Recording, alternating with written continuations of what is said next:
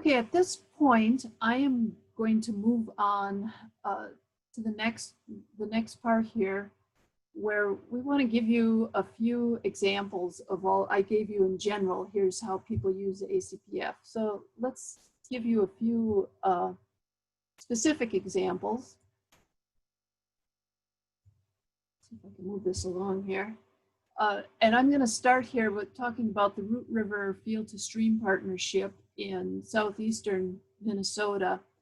This is a large watershed where for the past 10 years or so, the Minnesota Department of Agriculture has been monitoring 3 very small watersheds, one in the headwaters, one in the middle of the watershed, and one very low in the watershed, in very different landscapes. They've been monitoring edge of field water runoff as well as in-stream water. And so now that they kind of understand some of the dynamics here and they're looking at different practices and so on, they wanted to impact the land use across the entire sub-watershed in each of these 3 sub-watersheds. And so they worked with farmers to they had local farmers send out letters to every landowner in the sub-watershed, inviting them to participate in a field walkover or farm walkover. And then they had staff go out and just talk about their whole farm. But before any of this happened, they used the ACPF to identify high priority, high risk areas and figure out where they wanted to spend more of their energy. And then they produced a set of maps, and the maps you see in the background here are across the watershed, showing runoff risk and some existing practices and just where the priority areas are. But in addition to those, they produced this set of maps for each farm that showed some of the priorities on the individual farm. So before the staff member went out to do the farm walkover, he would study these and figure out, where am I going to spend my time?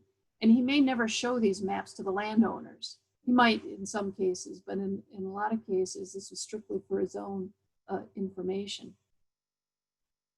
So that was one use of these maps. And at this point, if Karl Gesch is in the room, I'm going to hand over to him, and he is going to talk about what's going on in Iowa. Now, Karl is just as of within the last month started at Wisconsin DNR, but before that he worked for the Iowa Soybean Association, which works very closely with the Iowa Department of Ag on their watershed planning. So Karl, I'll hand off to you.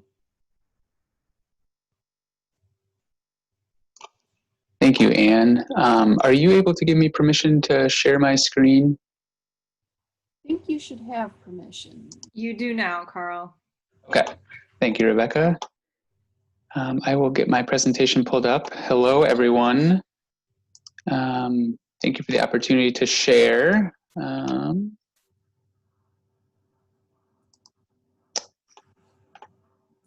All right, can everyone see the PowerPoint presentation? We can see the presentation if you wanted. It's not in presentation mode yet, so let's try that. That looks perfect, thank you. All right, wonderful. So like Ann said, for the previous 5 years, I worked for the Iowa Soybean Association. So we thought it would be good to offer a perspective on what a different state is doing in using ACPF to advance watershed-based conservation. So I'm wearing my old Iowa hat today, so hopefully this is a good perspective for all of us. Just really quickly, some context before I dive into the details of how we used ACPF in Iowa. So Iowa's nutrient reduction strategy, like Wisconsin's, is connected to the Stoner memo and the guidelines for states to develop state nutrient reduction strategies to reduce nitrogen and phosphorus export to the Gulf of Mexico. So Iowa's goal parallels the Hypoxia Task Force goal of 45% reductions in nitrogen and phosphorus. And Iowa's strategy incorporates both non-point and point sources. So it includes a science assessment of agricultural-based conservation practices for non-point sources of nitrogen and phosphorus, and a technology-based assessment of point source options for reducing these pollutants. Within the strategy, they lay out a framework of developing or identifying priority HUC 8 watersheds. And these HUC 8s are highlighted in blue on the map on this slide. And within those priority HUC 8s, priority subwatersheds at the HUC 10 to HUC 12 scale are selected as watershed demonstration projects. And I'll be highlighting one of these local HUC 10 scale implementation projects as an example in just a few slides. So this is the approach Iowa uses to implement the nutrient reduction strategy. Many partners in Iowa are involved in this space. I've got the Iowa Soybean Association logo shown here. As the Iowa Soybean Association is a farmer-based organization, formerly we and now they are in a unique position to involve farmers as leaders in watershed projects. So that was a point of emphasis during my time there.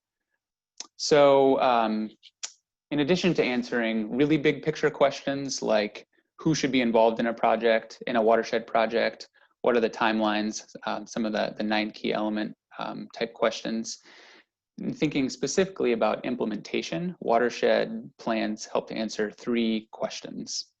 I'm going to lay those out here. So what can be done? What are the goals for the watershed? And what are the approaches that are best suited to achieve them based on the social and geographical conditions in the watershed? How much should be done? What is the needed level of implementation to meet watershed goals? And finally, where should that work occur? What are the best places in the landscape for different types of conservation practices that will be needed to meet watershed goals? So if you like to think in equations, or maybe you can call it a recipe, this is the basic recipe for developing implementation-focused watershed management plans that Iowa is using. So to answer the what question, it's input from the farmers. What are the local goals and natural resource issues? How much? So the science assessment from the Iowa Nutrient Reduction Strategy is used to determine the needed implementation levels. And then where ACPF fits into the puzzle is this question of where. Where are the best places across the landscape in the watershed that may be suitable for the various priority conservation practices included in the plan? So Headwaters Cedar Creek Watershed is located here inside this pink purple circle in north central Iowa.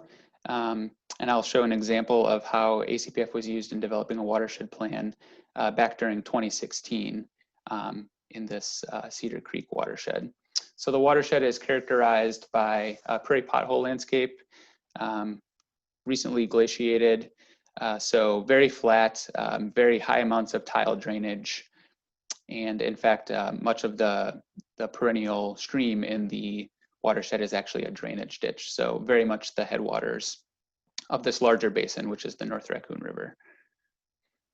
So in answering the what question, a group of farmers was convened from the watershed and set 4 overarching goals. The first of those was to maintain and increase profitability and productivity of agriculture in the watershed. These farmers were taking the long view of thinking about the sustainability of their operations. So closely tied to that is reducing soil erosion and building soil health. And then these farmers also adopted or decided to own the Iowa Nutrient Reduction Strategy goals for agriculture, which are to reduce nitrogen and phosphorus by 41% and 29% respectively. So those are the 4 overarching goals. And then the farmers also talked about priority conservation practices that are well suited to this heavily tile drained landscape to reduce soil erosion and to reduce nutrient loss from the farm fields. So we helped the farmers think about the varying levels of effectiveness that many different conservation practices have to improve water quality. So this chart is taken from Iowa's Nutrient Reduction Strategy Science Assessment for Agricultural Conservation Practices. So we know on average that different practices will perform differently in terms of how much nitrogen and phosphorus they will trap on the landscape and keep from entering waterways. So we balanced that with the needed cost and effort to implement many of these practices across the landscape. And then finally, to answer that third question in that recipe, where we completed ACPF mapping along with some on-the-ground watershed assessments to identify potential areas for conservation adoption. So on this map, we're showing all of the ACPF identified potentially feasible locations. And frankly, this is far more conservation practice implementation than would be needed to meet the Iowa nutrient reduction strategy goals. And the cost associated with that would also be quite astronomical to implement all of those conservation practices across the entire watershed. So to put it all together and integrate those three pieces, what to do, the priority conservation practices, how much to do, the needed implementation level, and where to do it, the ACPF results, we worked with the farmers to develop a conceptual watershed implementation plan. And the key here is that it helps identify priority opportunities for where the priority practices could be adopted. And we've got numbers located in the legend here, and those indicate the determined implementation levels that would be necessary to meet the Iowa nutrient reduction strategy goals. So it's this combination of practices and taking the watershed perspective, knowing that different parts of the landscape are more well-suited for particular practices, where we can really start to put the pieces of the puzzle together geographically and really prioritize moving from the planning into the implementation phase. And in fact, the watershed coordinator, the local staff person tasked with developing or running with implementing this watershed plan, used these ACPF results to really target the outreach that he did to landowners for specific practices. For example, saturated buffers and bioreactors. His messaging and his tactics for reaching out to landowners and farmers were very focused on those practices. Whereas for areas where drainage water management or cover crops were higher priority, his conversations with farmers and landowners looked different. So this is a good way to help make that implementation work even more efficient. And that's really supported by the spatial specificity that ACPF offers. So, oh, sorry, I skipped ahead of myself here. So in putting it all together really helps answer those three questions. That's all I have to share. I know that's a very high level overview of how ACPF is used in Iowa, but I've included my contact info here. I would be happy to share more details with anyone, so please do contact me if there are any questions or follow-up information that you'd like. That's all I've got. Thank you, Karl. I really like that. That's a good example of how they prioritize their practices first and then use the ACPF to cite these practices. And now Joe Magner is going to talk for about the Beargrass Creek watershed, which takes a real different approach to using the ACPF. Joe, do you want to go ahead? You are muted.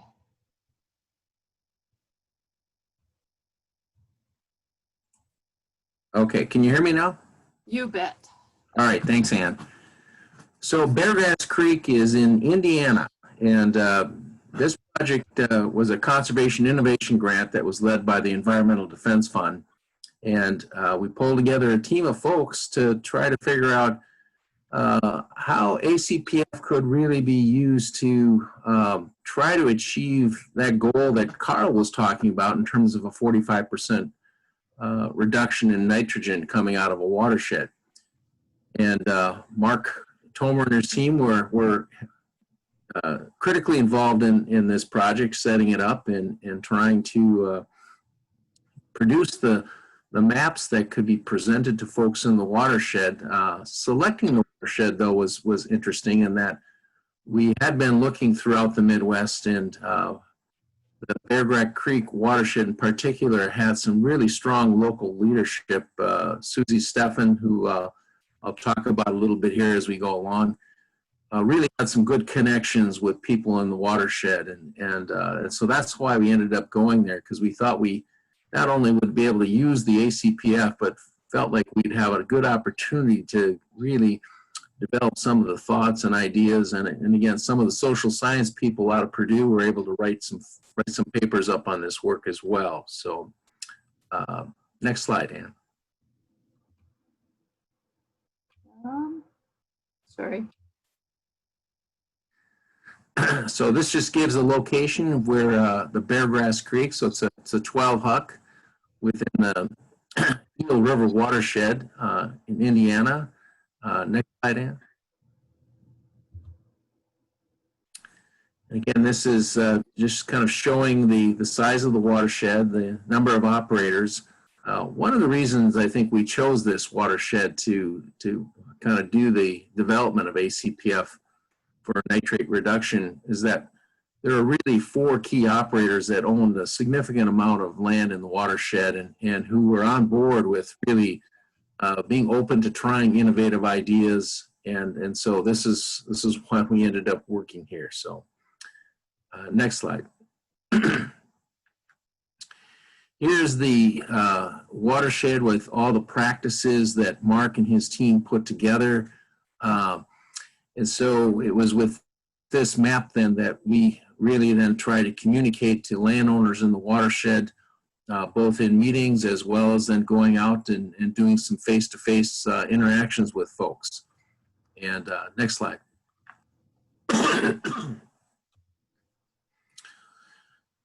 So the key to this really was kind of a tag team approach. And this really wouldn't have happened without Susie Steffen and the level of relationship that she had with landowners in this watershed.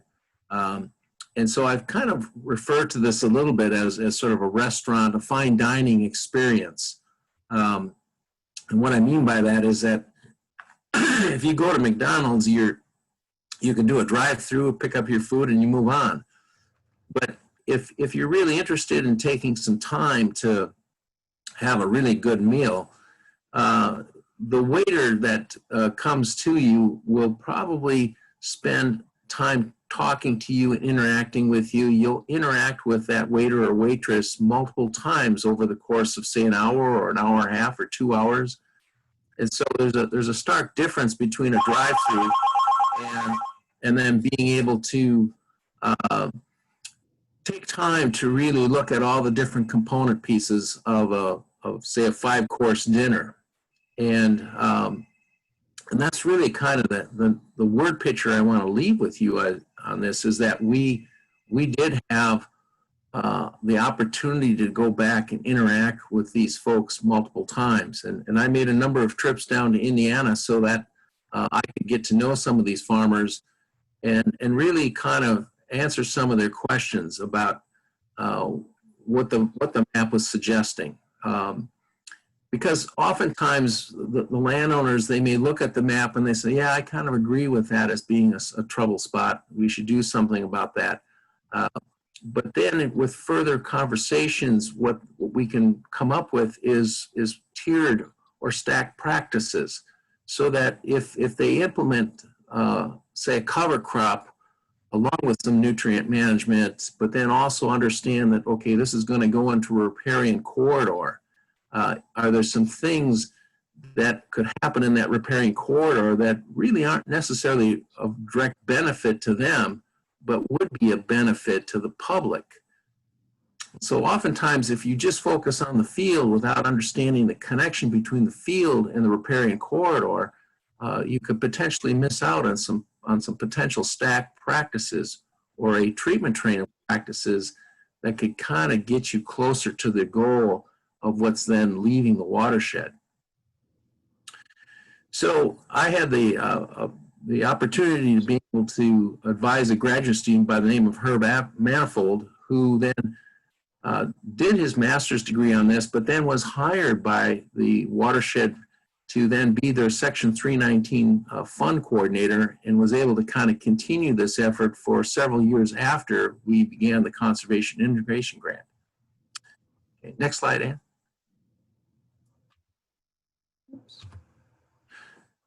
So again, this tag team approach involved, Susie being able to kind of get me introduced to landowners, my opportunity to kind of suggest to them and look at their landscape. And again, this wasn't just necessarily looking at surface water, because in this watershed we had tile drainage. And so there was a lot of nutrients that were basically moving through the subsurface and then out tile lines into the ditch system.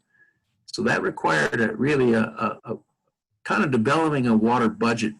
And that's one of the things that Herb, the graduate student, did, was he built a water budget and a nutrient budget essentially for the watershed, so that we'd have a better understanding of what was going on, where it was going, and where we were able to track it partways through the watershed. We had monitoring set up midway through the watershed and then at the end of the watershed.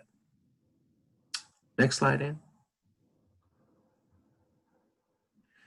So we had several meetings, and you can see from the picture below that we wanted the farmers to come together and have the opportunity to interact with each other. And so through these meetings that we had, we were able to actually roll out the maps, publish them in a large format so that folks could actually come up and look at them. We weren't too concerned, and they weren't all that concerned about what was being suggested from one farm to the next. I think they all seem to know each other pretty well, and were willing to kind of work with each other to find ways to sort of meet the nutrient reduction goals. And so I'm not sure you could do that in most watersheds, but in Beargrass we were able to get away with doing that. So next slide. Here was here's some of the output from ACPF. We were able to identify where we can get more cover crop and ground cover in place to utilize some of the excess nitrogen that was applied as a result of manure. You can kind of see again, these are sort of laid out here in the watershed. Next slide, Ann. So with that, we were able to then identify some things that they hadn't necessarily thought about. Things like a two-stage ditch, denitrifying bioreactors, stream channel modifications that utilized oxbows in the riparian corridor. These are practices that just hadn't really been introduced to them before. And so by introducing these ideas and practices, they were actually more interested in things that were outside of their field than within their field, especially if they were already doing some good nitrogen management within their fields. And by suggesting some of these practices, bioreactors, reconnecting oxbows, we were able to then get some practices onto this landscape that might not have happened without ACPF as a visual tool to help engage these landowners. So with that, I guess my time is up, Ann, and I'll take some questions.